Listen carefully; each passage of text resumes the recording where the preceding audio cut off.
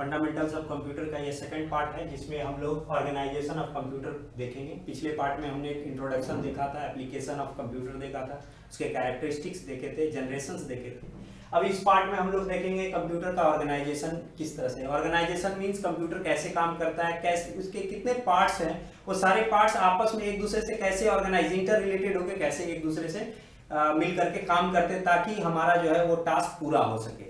तो हम लोग ऑर्गेनाइजेशन ऑफ कंप्यूटर में देखेंगे कि उसके सारे पार्ट्स जो एक दूसरे से इंटर रिलेटेड है।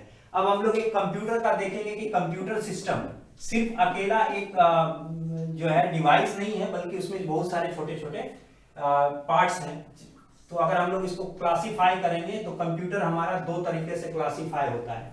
पहला पार्ट है हमारा हार्डवेयर और दूसरा पार्ट है हमारा सॉफ्टवेयर।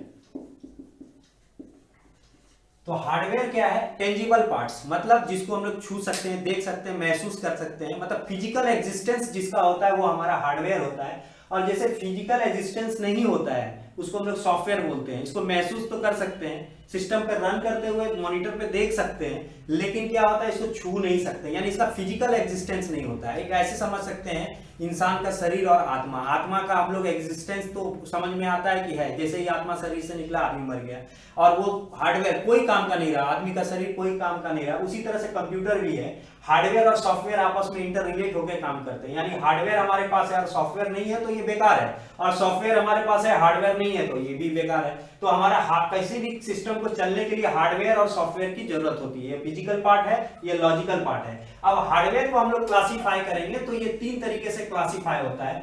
सबसे पहला हो जाता है हमारा इनपुट यूनिट, यानी ऐसा यूनिट जिसके थ्रू हम लोग इनपुट देते हैं कंप्यूटर को। प्रोसेसिंग यूनिट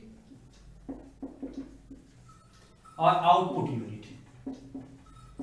तो आउटपुट, इनपुट मतलब नाम से ही पता चलता है, जब हम सिस्टम के अंदर कंप्यूटर के अंदर कुछ भी डेटा को फीड करते हैं या इंस्ट्रक्शन देते हैं तो वो इनपुट यूनिट की मदद से हम लोग देते हैं। इन मतलब अंदर, आउटपुट मतलब रखना, अंदर रखते हैं, यानी सिस्टम को कुछ देते हैं, इंफॉर्मेशन, डेटा या इंस्ट्रक्शन कुछ भी अगर हम लोग देंगे तो इनपुट डिवाइसेस की मदद से देंगे।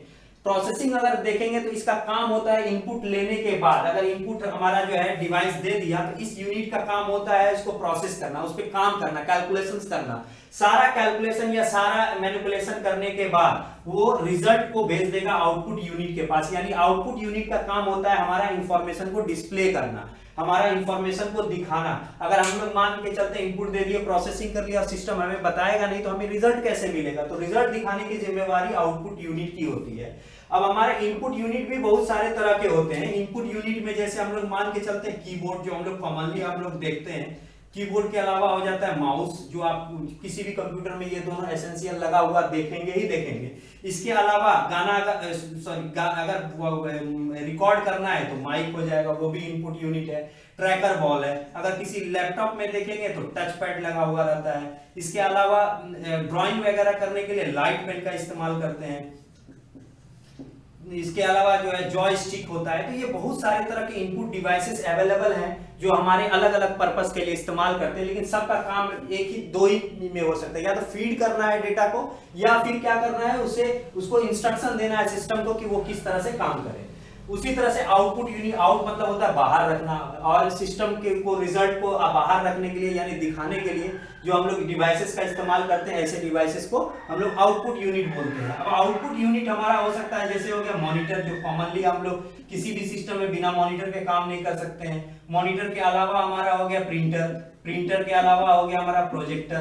तो इस तरह के कुछ यूनिट होते हैं, या फिर प्लॉटर हो गया। ये इसका काम होता है रिजल्ट को डिस्प्ले कराना, इंफॉर्मेशन हम तक पहुंचाना। और प्रोसेसिंग यूनिट का काम होता है सारा प्रोसेसिंग करना। तो प्रोसेसिंग यूनिट भी तीन तरीके, इसमें तीन पार्ट होते हैं प्रोसेसिंग यूनिट के।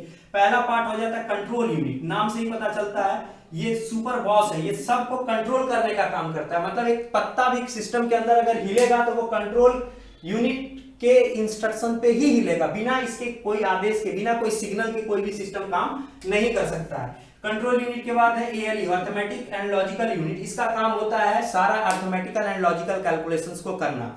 यानी ये एएलयू बहुत ही इंपॉर्टेंट है, बिना कैलकुलेशन अगर होगा तो यही यूनिट करेगा। ये डिजिटल सर्किट, बहुत सारे तरह का हमारा इलेक्ट्रॉनिक कंपोनेंट का सर्किट होता है, वो सारे सर्किट मिल करके बाइनरी डिजिट्स 0 1 को प्रोसेस करके हमारे रिजल्ट का कैलकुलेशन करते हैं, और कैलकुलेशन करने के बाद रिजल्ट को जहां स्टोर किया जाता है उसको मेमोरी यूनिट बोलते हैं। तो हमारा सीपीयू यानी सेंट्रल प्रोसेसिंग यूनिट, इसको शॉर्ट में सीपीयू सेंट्रल प्रोसेसिंग यूनिट भी बोलते हैं, ब्रेन ऑफ द कंप्यूटर इसी को बोला जाता है, क्योंकि सारा कंट्रोल, मैनेजमेंट और कैलकुलेशन, स्टोरेज, ये सारा काम सीपीयू का काम है। तो सीपीयू जो है हमारा कंट्रोल भी करता है, कैलकुलेशन भी करता है और हमारा डेटा को स्टोर भी करता है। आउटपुट यूनिट का काम है उसको रिजल्ट को शो कराना। तो इस तरह से हमारा हार्डवेयर सेक्शन है, हम लोग इसके बारे में डिटेल में देखेंगे।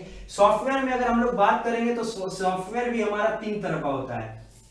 पहला होता है सिस्टम सॉफ्टवेयर। सिस्टम सॉफ्टवेयर नाम से ही पता चलता है, जो सिस्टम को manage, maintenance, calculation, manage, maintenance और उसको देखभाल, उसको ऑर्गेनाइज करने के लिए सॉफ्टवेयर जो इस्तेमाल करते हैं, ऐसे सॉफ्टवेयर को सिस्टम सॉफ्टवेयर बोलते हैं।